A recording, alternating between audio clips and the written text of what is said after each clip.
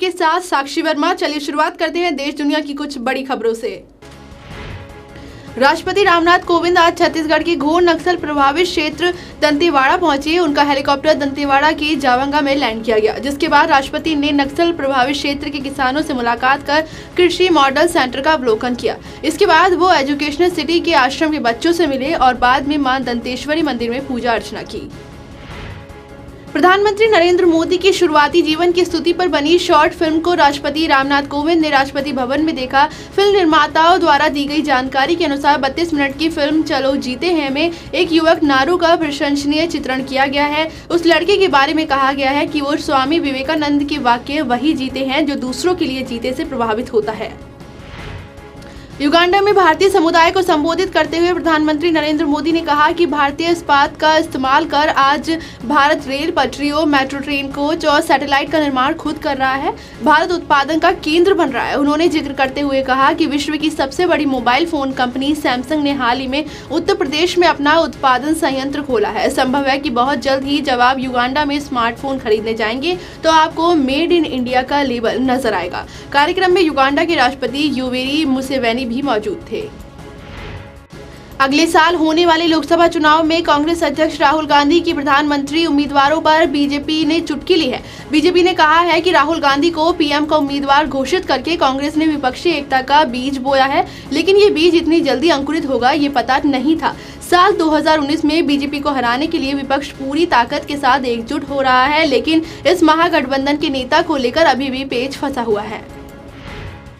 महाराष्ट्र में 16% आरक्षण की मांग को लेकर मराठा समाज का आंदोलन आज भी जारी रहा। मुंबई में कहीं कहीं ट्रेन रास्ते, दुकानें बंद कर पूरी कोशिश की गई कि इस हिंसा को भड़काया जा सके। सुबह बेस्ट की बसों पर भी पत्थर बरसाए गए। आपको बता दें कि मराठा आंदोलन को लेकर आज मुंबई समेत आसपास के जिलों में बंद का ऐलान किया गया था। आईएनएक्स मीडिया मामले में कांग्रेस के वरिष्ठ नेता और पूर्व वित्त मंत्री पी चिदम्बरम को दिल्ली हाईकोर्ट से राहत मिल गई है। हाईकोर्ट ने पी चिदम्बरम की गिरफ्तारी पर रोक लगा दी है। हाईकोर्ट के नए आदेश के मुताबिक अब 1 अगस्त तक प्रवर्तन निदेशालय चिदम्बरम को गिरफ्तार नहीं कर सकेगा। कोर्ट ने चिदम्बरम से कहा है कि उन्हें विदेश जाने से पहले कोर्ट को सूचना देनी होगी। देश भर में बढ़ती भीड़ की हिंसा पर बॉलीवुड ने भी कड़ी प्रतिक्रिया जताई है और पीड़ितों को जल्द से जल्द न्याय मिलने की मांग की है। गीतकार जावेद अख्तर ने भीड़ की हिंसा की वारदातों पर ट्वीट कर कहा कि अमेरिका के कू क्लक्स क्लॉन और गुलामी के दिनों वाले शासन के चरमकाल में भी किसी ने ऐसी बेशर्म हरकत को जायज नहीं ठहराया। राफेल विमान डील में आरोप प्रत्यारोप के बीच मामला संसद में विशेषाधिकार हनन तक पहुंच गया है।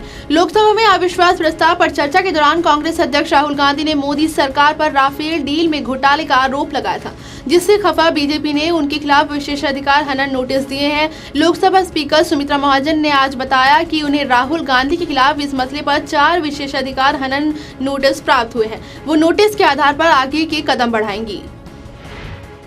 पाटीदार आरक्षण आंदोलन के नेता हार्दिक पटेल, सरदार पटेल ग्रुप के लालजी पटेल और AK पटेल को 2015 के मेहसाणा दंगा मामले में दोषी करार दिया गया है। साथ ही विसनगर कोर्ट ने उन्हें 2 साल की सजा भी सुनाई है। हार्दिक पटेल समेत दोनों पर आगजनी और तोड़फोड़ का आरोप लगा था। आपको बता दें कि इस मामले में विसनगर कोर्ट ने 17 आरोपियों में से 3 लोगों को दोषी करार दिया है, वहीं 14 लोगों को बरी कर दिया है।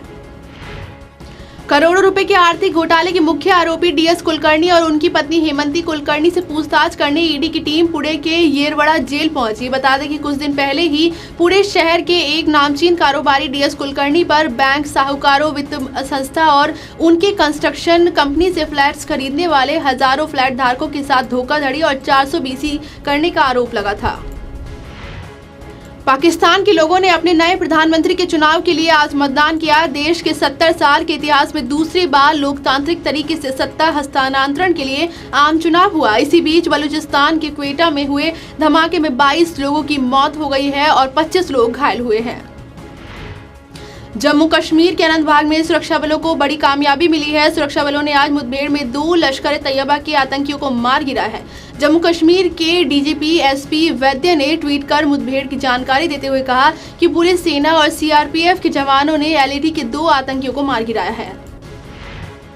एनसीआर के कई इलाकों में आज बारिश हुई। सुबह से ही आसमान में छाए बादलों के साथ मौसम ने सुहावना रुख ले लिया था।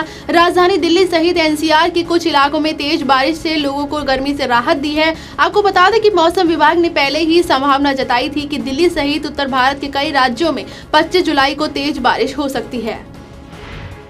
सलमान खान यूं तो कम ही पार्टियों में शामिल होते हैं, लेकिन जब भी वो किसी शादी में पहुंचते हैं तो फुल एनर्जी के साथ पहुंचते हैं। हाल ही में सलमान खान राजनेता प्रफुल्ल पटेल की बेटी पूर्णा पटेल की शादी में पहुंचे थे।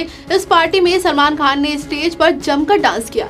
इसी डांस का एक वीडियो वायरल हो रहा है, जिसमें सलमान खान अपनी हिट फिल्म हम आपके हैं कौन के गाने जूते दे दो पैसे ले लो पर डांस करते हुए नजर आ रहे हैं। इनकम टैक्स रिटर्न भरने की आखिरी तारीख 31 जुलाई है और अगर आप टैक्स के दायरे में आते हैं तो अगले 6 दिनों के भीतर आपको अपना ITR फाइल करा लेना चाहिए। अगर आप ऐसा नहीं करते हैं तो आप पर आयकर विभाग पेनल्टी लगा सकता है। ये पेनल्टी 1000 रुपए से लेकर 10,000 रुपए तक आपकी आमदनी के अनुसार हो सकती है।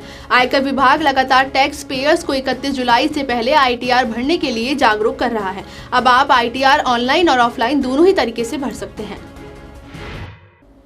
दिन भर की बड़ी खबरों में फिलहाल मेरे साथ सिर्फ इतना ही। आप देखते रहिए A1 न्यूज टीवी।